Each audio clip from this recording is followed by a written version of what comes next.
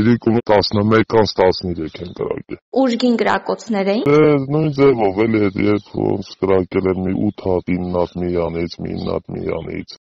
Խոզնավարի բնակիչը, որ ցանկացավ անանուն մնալ, Ֆակտոր TV-ի հետ զրույցում պատմում է գիշերը գյուղի ուղղությամբ ադրբեջանական կողմից հնչած կրակոցներից։ Կրակոցների հետևանքով մեկ բնակելի տուն է վնասվել, հայտնում է Պաշտպանության նախարարությունը։ Ըստ Խոզնավարի բնակչի, տարեց միայնակ կին է ապրում այդ տանը։ Կրակոցի հետևանքով տան պատուհանն է վնասվել։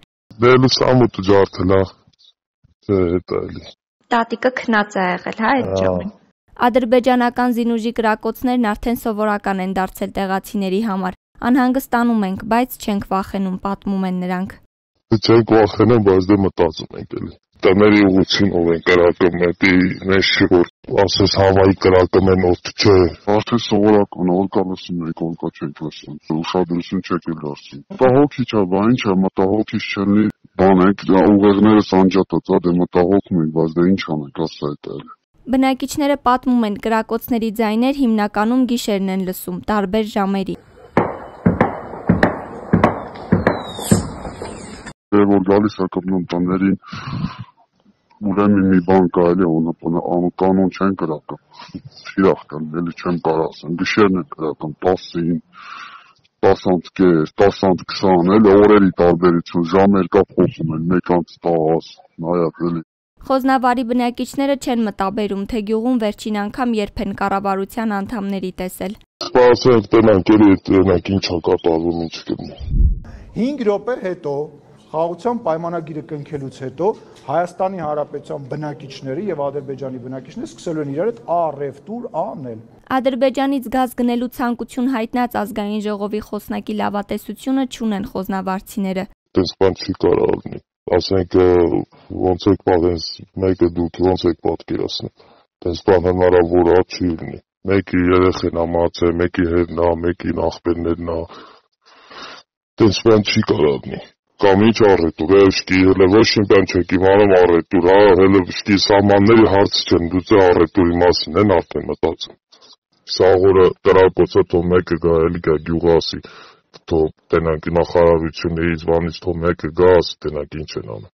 Ուշագրավ է, որ երեկ Ռուսաստանի պաշտպանության նախարարը Բիշկեքում ՀԱՊԿ պաշտպանության նախարարների խորհրդի նիստում պնդել էր, թե լարվածությունը Հայաստանի Սյունիքի մարզի շուրջ պահպանվում է։ Քաղաքագետ Հայկ Սուքիասյանի կարծիքով այս հայտարարությունն ու դրան հաջորդած կրակոցները պատահական չեն։ Հավանաբար ռուսների ցանկությունն են իրենք կատարում, տենց որովհետև ոչինը շատ մեծ է։ Դեռևս պիտի շարունակեն իրենց պարտքը տալ, այդ ձևով են տալիս, ձևացնելով,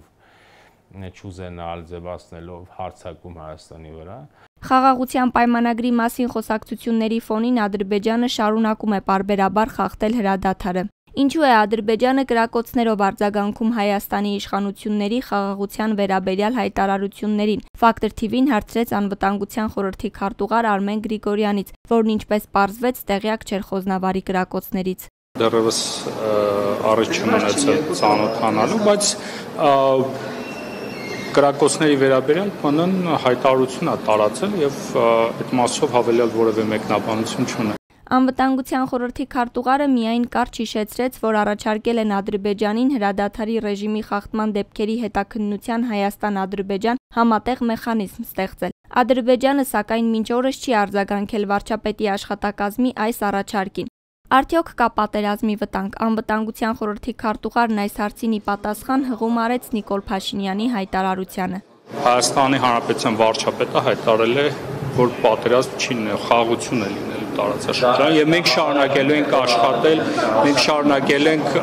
աշխատել այդ ուղղությամբ։ Մինչ այդ, չնայած Հայաստանի պաշտպանության նախարարության հրապարակած լուսանկարների, Ադրբեջանի պաշտպանության նախարարությունը հերքել է, թե կրակել են, նշելով, որ Ադրբեջանի զինված ուժերը մեջբերում են երբեք չի կրակում քաղաքացիական անձանց եւ օբյեկտների ուղղությամբ։ Ադրբեջանական կողմը նախորդ դեպքերում էլ չի ընդունել, որ կրակել է։